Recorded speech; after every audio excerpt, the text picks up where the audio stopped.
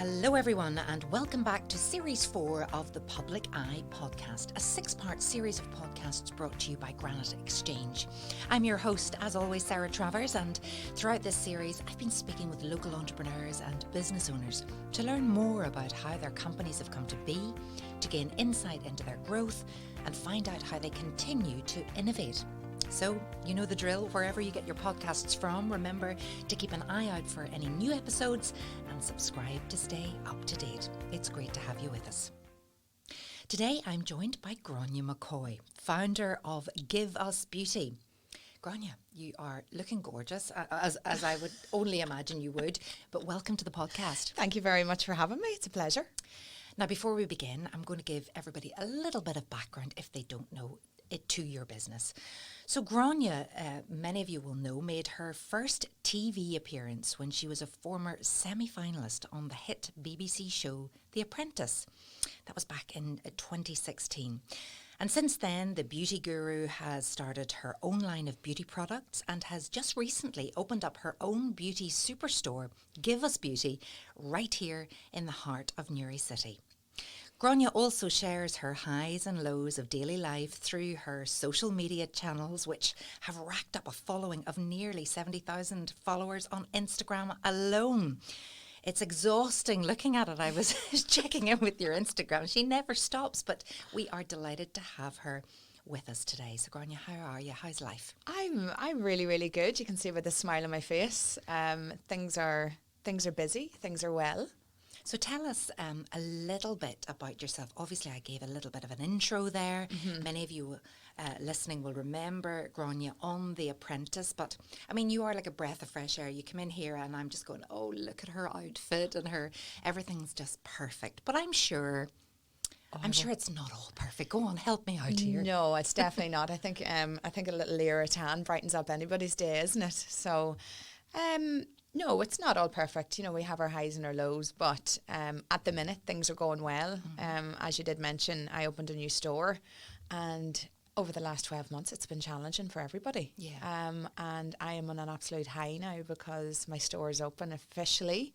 I've got all the beauty treatments happening, the hair section's opening, the retail, the makeup. So there's a massive buzz about my little shop now, as we said, in the middle of Newry. Well, the little shop on Monaghan Street that everybody here in Gráinne Exchange is talking about, I have yet to visit, but Give Us Beauty, tell us all about it. What's the idea? Okay, so during lockdown, obviously we all hit a low, and last March, everyone's business stopped. Mine was, I done a lot of teaching, so I done a lot of workshops throughout the UK and Ireland with my makeup. So I done a lot of ones for 16 to 24-year-olds with different organisations, and obviously everything was put to a stop. So for the first couple of weeks during lockdown, I like everybody, I think I joined TikTok and thought I was hilarious for a while. And locked myself and gained a lot of weight in 4 weeks because I ate a lot.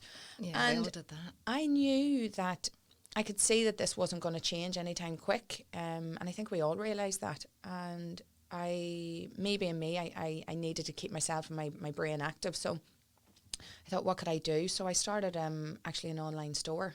So I would have done a lot of online content with different brands anyway, but I started an online store and I put a couple of products on, and I could see this happening and evolving very quickly.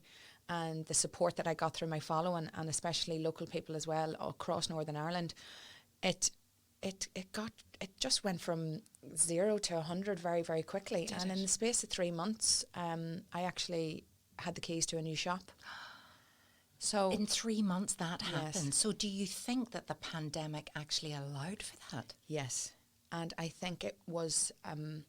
Yes, it was a risk. Not so much a risk, but it was a challenge of trying something different. Mm-hmm. I was very lucky to have my mother's support because she built the website for me.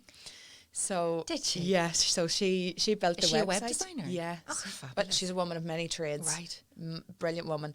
So she done the website, and we started with a couple of products and a couple of brands, and then it turned in from 10 to 100 to a couple of hundred, to the support that I got across Northern Ireland, honestly, Sarah, was just overwhelming. That's fantastic. So many people were coming to me instead of buying online with Superdrug or buying online with bigger chains and supporting me and my new business. Well, that's it, because it's not that they're your products, they're other manufacturers' products, but Yes. you've got them all in the one place. Yeah. So And why do you think they choose you? I have no idea, but I get real overwhelmed by it. Like I thank everybody nearly every day because without the following and without my customers, I personally wouldn't be standing in that shop today. But I decided that I would put all my money that I had, all my little savings, everything, and I decided to take the keys of a shop in June last year in the middle of a pandemic. Now, As you do. as the normal person does. Now, I had a lot of people saying, "Don't do it. You're taking a massive risk. What if it fails? What if you lose?" And I did. I put everything into it to the point where I actually moved in with my sister because I put all my money into this business. Really? So Yeah, what I did you took a big risk. You couldn't even afford to live. I put everything into it, yeah. Oh my goodness, So I Gráinne. moved in with my sister, and I personally, and I've always taken this through my whole life, was I never listened to other people's opinions to make them stop whatever I want to do in my career. Because I think whenever somebody wants to start a business or they feel that they want to do something that's completely different that they're not used to doing, so many people can put a barrier of that. Right. And the fear of failure then comes in. Yeah. But I'm not. I love a risk. I love a challenge. I love to put something forward and think, right, okay, well, what if it does work? Right. That's my Spinning thing. it and Yes. seeing it in a different way. I Where do love you think that comes from? my mother. Right. My mother's definitely, she's brought us up with a business head, all of us. So how many? All of us. All how of many's us. in the There's family? 5 of us. 5. Yes. And she's always been a businesswoman. Yeah. Tell me about your mum. So we were brought up in a scrapyard. So from I was about 9 years of age, our job was on a Saturday morning. We were up and we were down and we were in the office. Wow. Yeah. And what And were we you doing in loved the it. scrapyard? Personally, I was putting putting car parts onto a computer system and putting them onto the racks in the warehouse. Are you serious? Yeah, loved it. From no age? We loved it. Yeah, all of us. So. And do you think people, I mean, obviously people in this area will know that scrapyard, will they? Oh, yeah, big yeah. time. It's not there Okay. anymore. But it's I would never have said that about you. I'm just meeting you Oh, for the I'm- first time today. I've seen your presence on Instagram and I wouldn't have said, I know where she started Yeah. out, a scrapyard. I am a Love proper it. little tomboy. Great. Yeah, one of my dream jobs would have been wanting to be a rally car driver. Oh, wow. Yeah. So you like risk, you like a bit of danger, love you love it. the thrill of it. I feel that and I know this, a lot of people say we're only here for one life. We are, and I feel that if you don't try something, you'll not know. And if you fail, and I've had so many different areas in my life and my career where I haven't succeeded in it, but failure's experience, I feel. And I feel it adds fuel to my fire to, right, okay, that didn't work, but what if I do it this way then? Because I don't claim to know everything. Even whenever I have the store open, even now, I don't claim to know everything in the store. I know that I can get people in the right areas and it'll be able to grow in the way it should grow. But I don't walk into my shop and think that I know every area of it. I personally probably don't have a clue what I'm really doing in certain sections of it. But I know I'm learning and I know I'm getting the right people in the right places. And Lord Sugar taught me that. Right. Yes. That brings us nicely to Yes. The Apprentice. Yes. Okay, so tell us how that happened back in 2016 now. Probably feels like a lifetime ago to you, but Yes. how did that all come about? I actually seen a hairdresser on it the year before. It's a show that we've always watched in the house, especially my mother again. And I seen a hairdresser and I said, I'm going to apply for that. And again, my whole family, no, Gráinne, no, come on, please don't do that. It's a tough show. You'll get eaten alive on that. And I went, no, if the hairdresser can do it, a makeup artist can do it. So I remember 2015 on Boxing Day, I downloaded the application and I sat on my bed and I started typing away. And I was typing and it took me 3 days to fill out the application and I sent it across. And I never thought really that I would get a reply, and I did. What sort of things did you have to say in the application form? They What were want they looking for? probably normality, like the real life, the real person. Obviously becoming a mother at 15 was a good. I think was the story behind The story. and where I've came from there. But I guess that it is a TV show and they want a story. And me having Ryan and getting to where I had got to, even before The Apprentice through my career, I think was a good stepping stone. But I loved it. Did you? Yeah. So tell us the moment that you got the email or the phone call, or how did it happen? I got the first interview, and I'd already got a workshop booked in. So I had a workshop with women, and I couldn't go to the first interview, so I had to text them. I had to email them and say, "I'm really sorry, but I can't make that date." You were playing hard to get. Yeah. They liked it even more. Please, can I have another date? So they sent me the second date, and I remember getting the flight over to Manchester and walking into a hotel.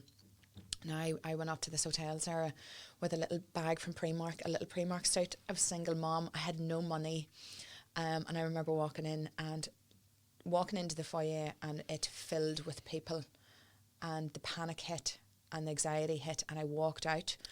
And I remember standing in Manchester Street crying, going, "Oh God, I can't do this. I can't do this." You were on your own? I was on my own, didn't know what I was doing.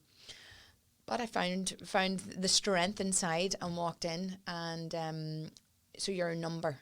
So you're putting into a room with a couple of hundred people, and your number's called out. A couple of hundred people are there? Yes. Wow. Yeah. I had There's no idea. hundreds. There's, I think, maybe 300,000 apply. Oh, for goodness sake. Yeah. Right. So you're taken in, and your number, and you have to go and explain why you should be part of this show, and you go through a grilling process throughout that day. And who's there doing that? That's the producers? The production, etc. yeah. Right, So the production's there, and they don't head up on your business plan or anything at that stage, but then you go for your second interview, and then I got through to the second, and I went, "Oh, this is interesting. This might be happening," and then got past the second, and then the third came, and I went, "I think I'm getting on this show." Oh, my word. And again, my parents are like, and my family are like, "Don't be getting your hopes up." And I'm like, I am going to get my hopes up. I'm getting on this show. I really have a feeling now that Sometimes you just know, don't you? You visualise it. And then the phone call came, and they said, "We'd love you to be part of the 18 candidates for Lord Sugar's UK Apprentice." And I went, 18? Out of all those people? Out of all those Oh, people. my goodness. Yeah. So it was... What do you think that did for your confidence? I'll be honest, I was absolutely terrified. Okay. For the first 3 episodes, I didn't speak. My biggest fear going on that show was actually holding a conversation in front of people. It wasn't my strongest point, believe it or not. I couldn't. And why do you think that was?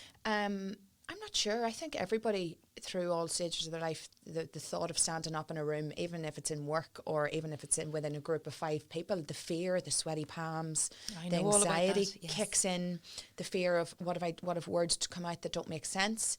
What about and I've heard this said before because I work in the area of presentation skills. Mm-hmm.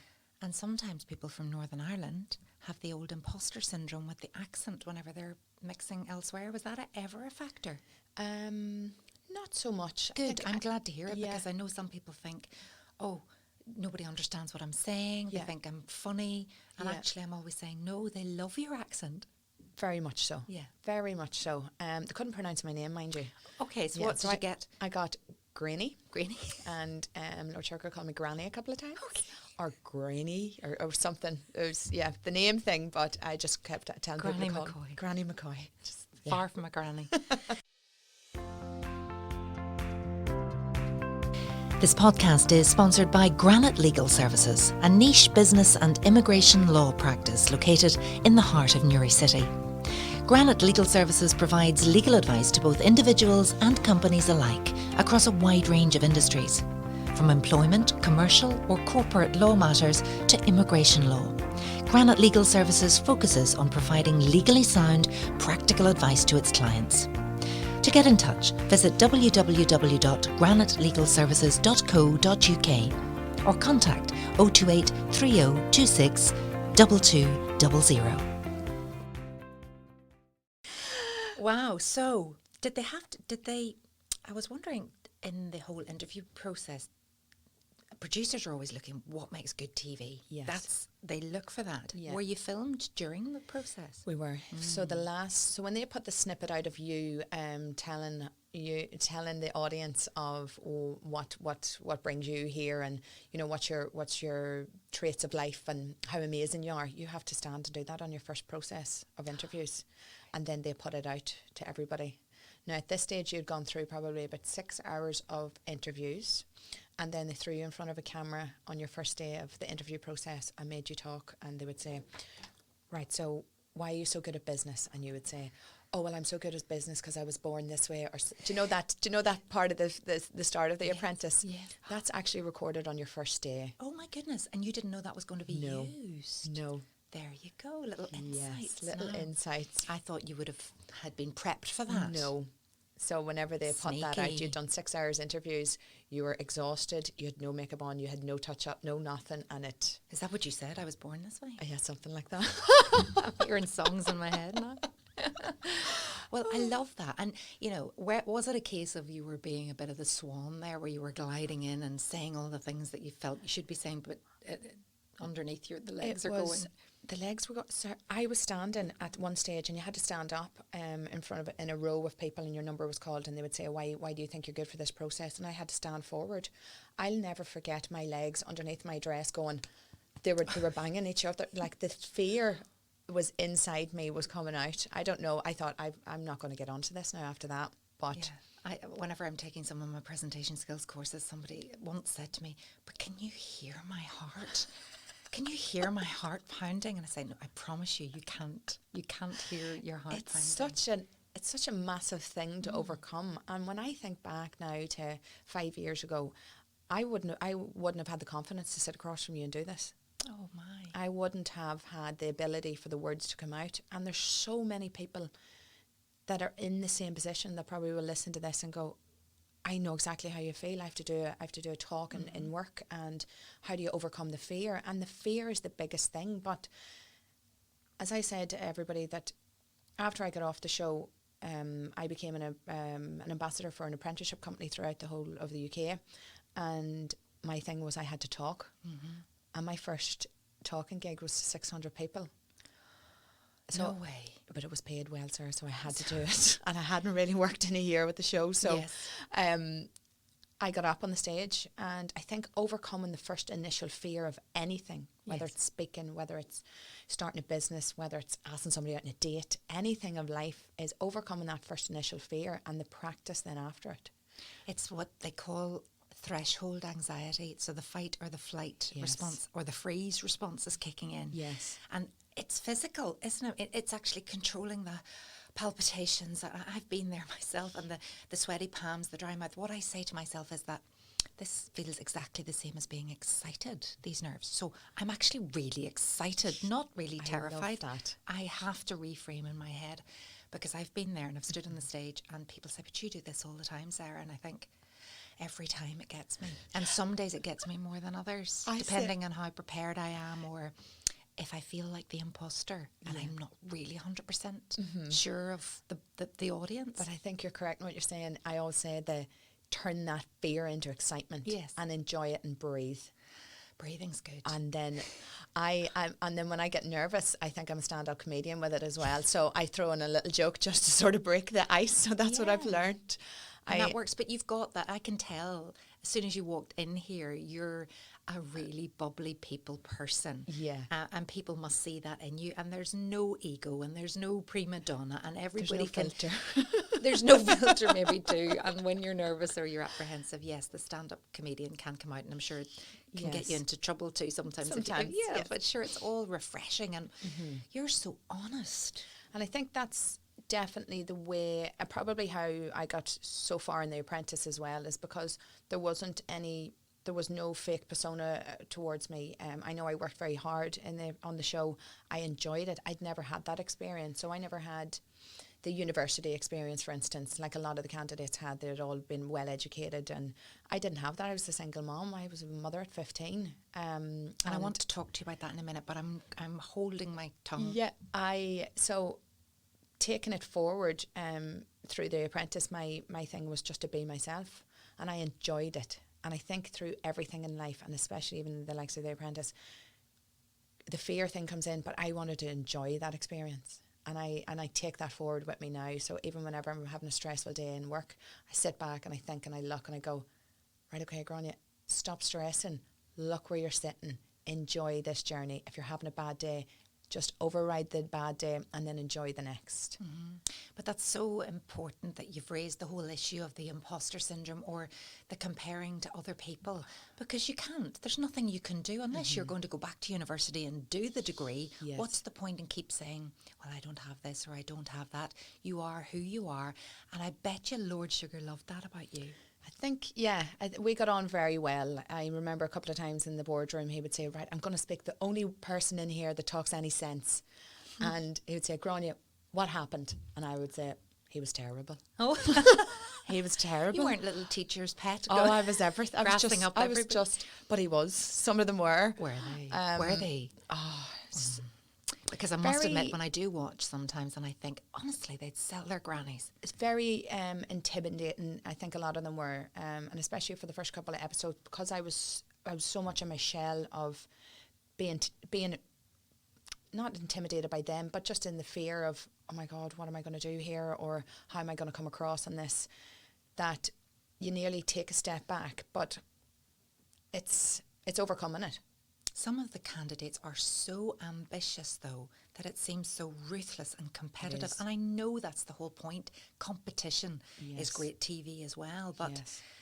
surely there was a sense of, like, we're all in this together as well. How do you get that balance right? Or do you just have to go, I'm out for myself?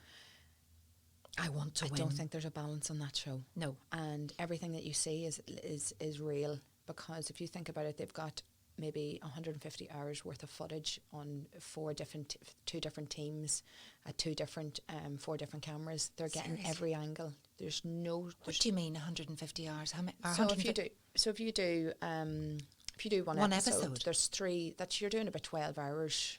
It's just crazy hours that Is they it? put you through, yeah, for the one episode. I had no idea, honestly. And you're not in Canary Wharf at all, are you? Yeah, no. You do, that amazing shot in the opening titles, you're not in there. No, that's actually done. That is done on that's done midway through the show. And they what do. about when you do the suitcase coming That's- out that you- in the taxi?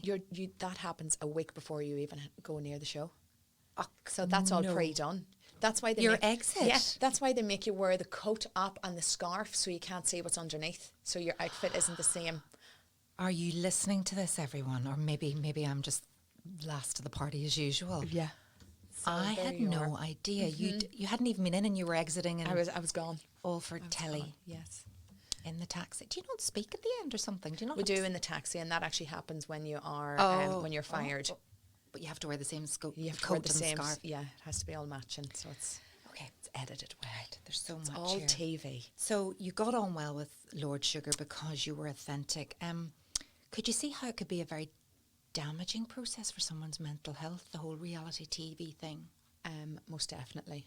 And I think even after the process, you're putting your life and your family and everything out into the whole media world as well. And I know I got a lot of trolling during the show for being a teenage mom. Did you? So I got a lot. Very nasty. Very nasty. They were adding my son then on Snapchat and giving him abuse, and Oh, for goodness sake. on Instagram, and he had to put everything private. And how old was he at the time? That was 5 years ago, so he would have been 12ish. So talk to me about Ryan. Oh, You were a mum at 15. yes, Wow. yeah. Can you go back to that time and can you remember when you realised, oh, I'm going to be a mum? Yes. I didn't tell anyone until I was 6.5 months. I kept it a secret from everybody. Yeah. So it was just me and him for the 6.5 months. But I was starting to get couldn't hide it. bit of a bump there. And I told my parents, and obviously it was a big shock to everybody. But I had to then tell them, he's going to be here soon. So Had you been for any medical no, checkups or anything? nothing. I had done nothing. So you didn't know if you were having a boy or a girl. It was baby was coming. I had no scans, no doctor appointments. And you were still at school. I was still at school, yeah. So what stage were you doing? GCSEs. So I couldn't sit my GCSEs because I told everybody when I was 6.5 months, so I was just about to do them, and I couldn't sit them. It wasn't happening back then. So how difficult was it? The school process, I guess again it's the talking of people in the school, the gossiping, the writing of the names in the toilet doors and etc. But again, I knew myself that I was going to be a mom, and I knew that was my decision and my choice, and I was going to be the best mom I could be. So I had Ryan on the 2nd of August, and to prove everybody wrong, because I'm very, very stubborn, I went back to school on the 4th of September, and I repeated 5th year with people younger than me. Did you? With my son in the creche across the road, and I used to take him in proud as punch, in his carry cot and my lunch, and I was called everything. But it's something I spoke about earlier, is I don't and won't allow anybody else's opinion to stop me furthering myself or my career or anything to do with my child. So I've taken it from that. I got very thick-skinned when I was 15, 16, becoming a mom, that I don't think nothing could annoy me. If I can overcome that, everything else is just a breeze. I think so. I think even becoming a mum at 15, after that, everything else must be a breeze. But you loved becoming a mum. Oh, I loved him. Best job in the world. Oh, he's my best friend. Oh. We are so close. He is, again, he didn't really enjoy school. Very, very, like in the top class, didn't enjoy school, just wanted to work. Wow. That's all he wanted to do. He started a little job in La Dolce Vita when he was 14. He's still there. He's now management. He's trainee chef over there. He's a DJ. He produces his own music at home. He never asks for a penny. He works for everything he does. He's now doing a real estate online course. He's just... Sounds fantastic. He's brilliant, and he's a lovely human. Yeah. He's got a massive heart and a massive soul, and he's a pleasure to be around. And I'm very, very lucky. Even me and his dad, we've never had an argument. We're just two laid back people. It's just, we said, even though we were young, that we're not going to use our child as a barrier or as a weapon to get back at each other. We were young. We had a child. Are you still together? No. But you're good friends, or you good co-parent friends. well? I walk into his house whenever I want. I'm very, very, very lucky. His parents are amazing. They helped me through even bringing Ryan up, from me continuing my career. So I'm very lucky. When you look, there's so much, what seems to be so much at the minute, around, Ireland and North and South, and having babies young, and there's an awful lot of programs around long lost family, etc., where so many women had to give up their babies. Yes. And there was such a culture of shame, which damaged so many people. Mm-hmm. Did you ever feel that shame that they talk about? No, not once. There was no...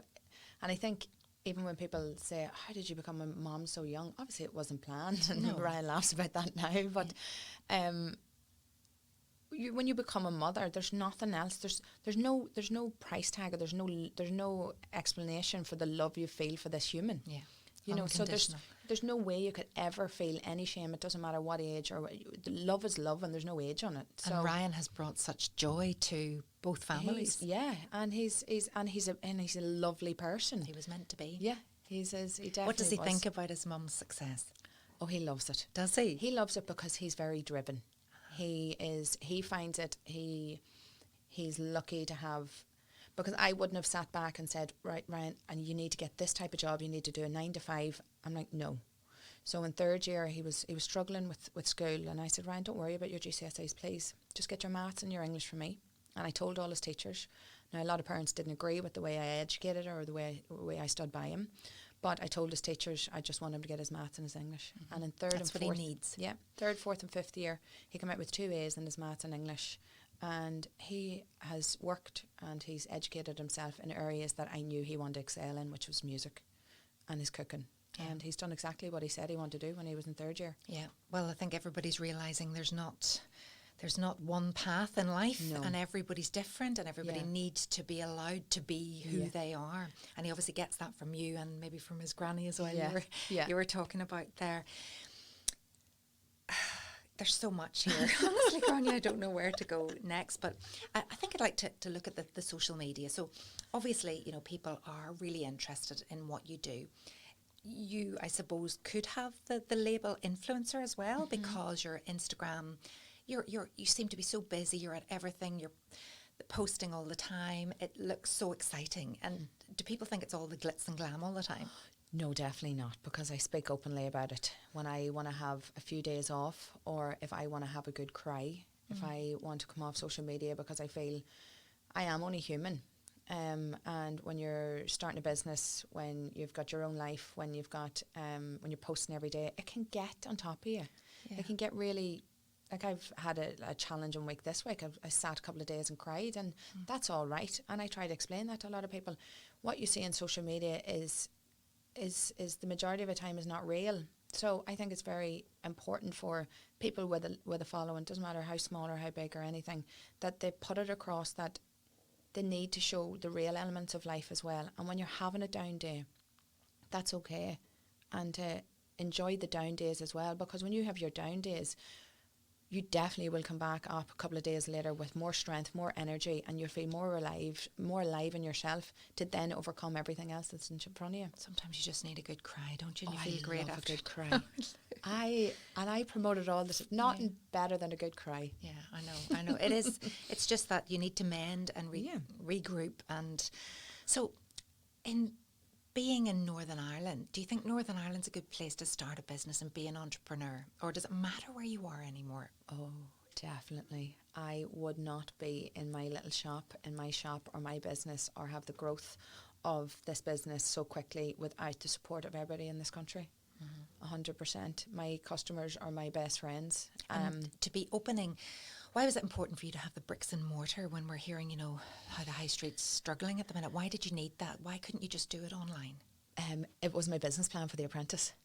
Okay. Again, I had to do it. You had to do it. You said you were going to do it. Yes. Right. I wanted to create this showroom for products. I could have an online store, but I wanted to create a showroom for products, for video content, for a little bit of something different for my online stories while we're in lockdown. And it gave me something to do. Yeah. And I know it was a massive risk, and people are like, I give you something to do. You put all your money into this one shop on a risk. But I always go with my gut, and my gut was telling me this is the correct thing to do. Do it. Open something that you 5 years ago wrote on a piece of paper and presented to Lord Sugar, and they told me you couldn't do. Open it, Gráinne, and do it. And if it fails, it's an experience. If it doesn't, you're going to continue on and grow it. Does Lord Sugar know that you've opened it? Yes. What did he say? And Claude and the whole lot. I tagged them all on Instagram and Twitter. And you've achieved what you said you were going to do. Yes. What's next then? Where do you see Give Us Beauty going in 5 to 10 years' time? Oh, I definitely want some more stores. But again, as I said, I don't claim to know everything. I'm learning myself. I'm learning about retail. I'm learning about opening a business and having all the structures and procedures in place. I don't want to run before I can crawl. But the potential growth of more stores across Northern Ireland, and maybe who else? Don't know where else. But the world is your oyster, really. Yes, definitely. Where did the name Give Us Beauty come from? I believe I have to ask this question. So my mother's called Shivs. We call her Shivs as our nickname, and then we put the G in front of. So it's Give Us. So it was Shivus Give Us. So it sort of came out of nowhere, but we put it together, and then we got Give Us, and then we put beauty on the end. Give Us Beauty. Yeah. And is it true that you get lots of men contacting you saying, I'd like to get a gift from my wife, and you can tell by looking at a photograph of the wife exactly what they need? Most definitely. So I have been a makeup artist, and from I was 16, it's all I've really ever done is makeup and beauty. So last year we started these personalised gift boxes, and a lot of gift boxes come with stuff that you mightn't use, but we done it something different. And I spent last year 3 or 4 months doing these gift boxes for everybody. But the person would send a photo in of who the gift was for, and just by looking at a photo, I could do their skin tone, their bronzers, the blushers, everything. Create this whole massive gift box just by looking at one photo. And they become the best husband in the world. Oh yes. Well, isn't that amazing? The pressure to look good, Gráinne, I don't like asking this because, you know, It's, especially because you're a woman, and I feel like it all comes down to looks. But obviously, you work in an industry and it is about looks, and it's important for people to feel that they look their best. Do you feel under pressure to look your best all the time? Definitely not. I'm a tracksuit type of girl, so you'll either see me in a tracksuit or run around with my hair tied up. I don't feel, yes, when I'm in work I like to be presentable because that is my brand and I'm representing my brand, but I like to put it across to people as well who come in to make sure that they're feeling good.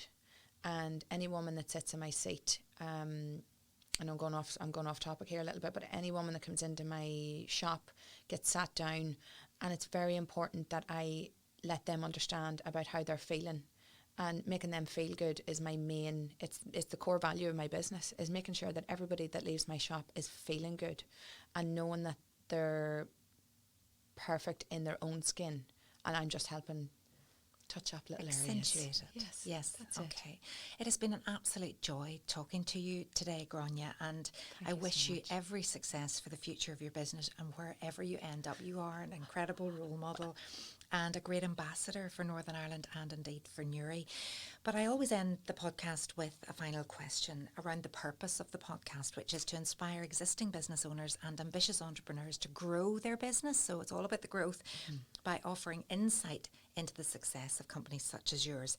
What advice would you give to people who may have that business idea, but they've no idea where to begin or are unsure as to whether or not the risk is worth taking?